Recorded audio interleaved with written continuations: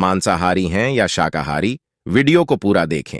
जीव हत्या क्या मूल हिंदू ग्रंथों में थी या बाद में कहीं से ठूंस दिया गया?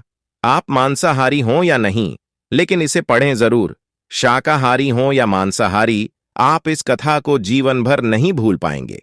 लोग प्रश्न करते हैं कि जीवों को मारकर खाने में क्या हर्ज है। मांसाहार से तो वे एक प्रकार से जीवों को जीव बंधन से मुक्त ही करा रहे हैं। फिर क्यों मांसाहार से मना किया जाता है? मांसाहारी होने को क्यों नहीं सही माना जाता? कुतर्की तरह तरह की बातें शुरू करेंगे। कुछ कहेंगे नीच योनि से जीव को मुक्ति दिलाने का पुण्य कर रहे हैं। फिर इस पर पाबंदी क्यों? इसे तो प्रोत्साहित करना चाहिए। शास्त्रों में भी जीव हत्या की बात है। राजागण शिकार करते थे। ऐसे तमाम तर्क दिए जाते हैं। आज मैं इस अंतहीन विषय पर पहले कोई राय न देकर एक छोटी सी कथा सुनाता हूं। इससे प्रश्न का उत्तर मिल जाए तो भी ठीक, न मिले तो भी ठीक, पर गौर से पढ़ेंगे तो मांसाहार के विषय में कुछ उत्तर तो मिलेगा जरूर।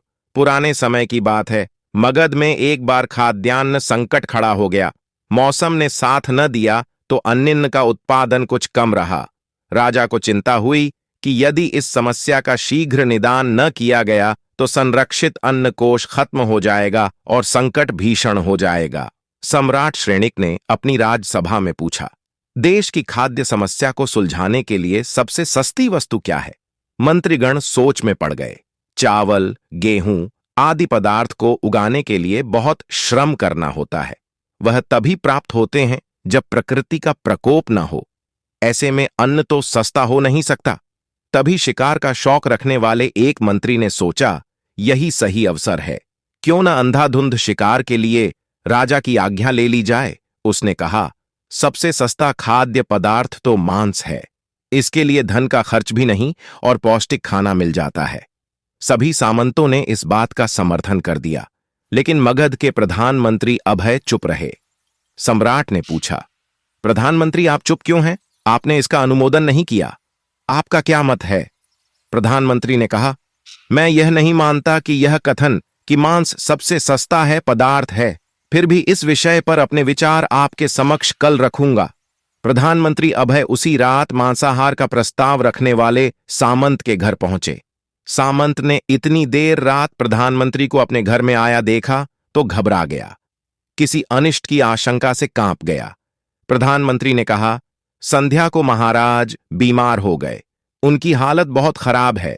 राजवैद्य ने कहा है कि किसी बड़े और प्रभावशाली आदमी के हृदय का 2 तोला मांस यदि मिल जाए तो राजा के प्राण बच सकते हैं।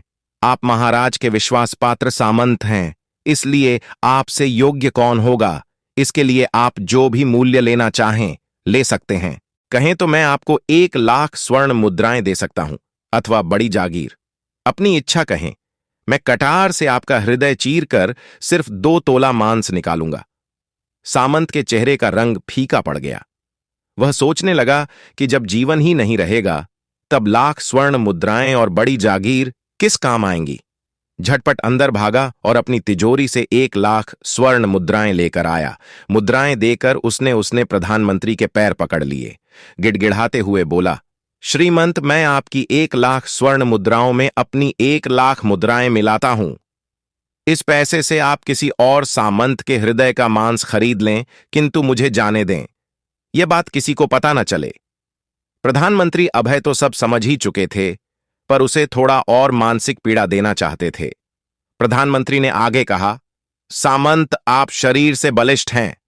आपकी कदकाठी महाराज से मिलती जुलती है, इसलिए राजवैद्य ने खास तौर से आपका ही नाम लिया है। आपके दान से हमारे अच्छे राजा का जीवन बच सकता है। आप कहें तो मैं आपके लिए प्रधानमंत्री का पद देने को तैयार हूं। खुद आपका कर्मचारी बनकर रहूंगा, पर प्रजा से राजा न छीने। सामंत तो फंसता हुआ दिख रहा था। उसने शरीर पर अंगवस्त्र रखा, अपने जूते भी पहन लिए, जैसे वह वहां से बस भागने ही वाला है। सामंत अभय के पैरों में लौट गया। उसने याचना की, प्रधानमंत्री जी, मैं इस योग्य नहीं, और जब प्राण ही न रहेंगे तो फिर प्रधानमंत्री पद क्या, राजा का सिंहासन भी मिले तो क्या करूंगा? आप चाहें तो मेरा सर्वस्व ले लें, पर मेरे प्राण न लें। मैं अपना भवन, अपना धन सब आपको सौंपता हूं। रातों रात राज्य से निकल जाऊंगा। इतना कहकर वह अपने घुड़साल की ओर भागा और अपना घोड़ा गांठने लगा। अभय भी पीछे पीछे गए। वह बोले, तुम अपना परिवार भी छोड़े जा रहे हो? सामंत बोला, श्रीमंत अपने प्राण से प्रिय कुछ नहीं होते। जीवन ही न रहेगा तो कुटुंब का क्या करूंगा? जीवन रहा तो ही सुख है। इतना कहकर उसने छलांग लगाई और घोड़े पर बैठ भी गया। बस चलने को ही था कि अभय ने घोड़े की रास पकड़ ली। वह सामंत से बोले, भागने की जरूरत नहीं है, आराम से रहो, मैं किसी और से प्रयास करता हूं।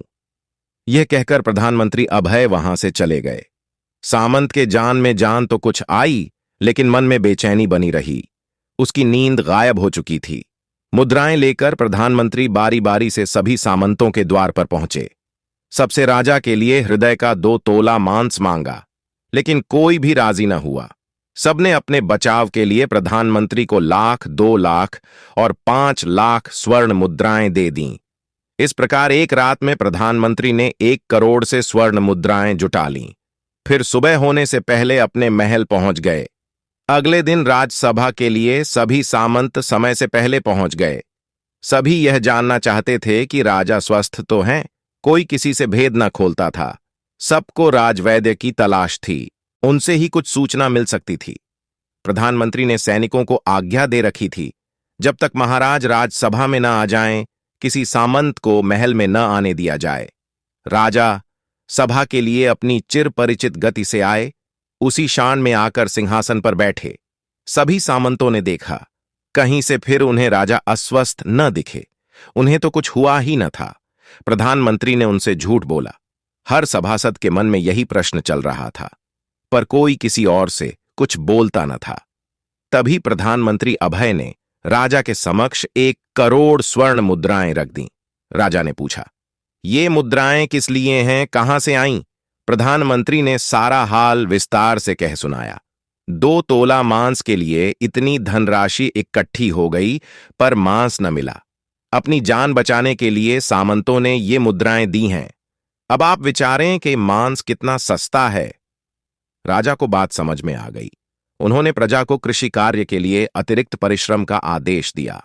राज्य के अन्न भंडार से अन्न निकालकर श्रमिकों को दिया गया।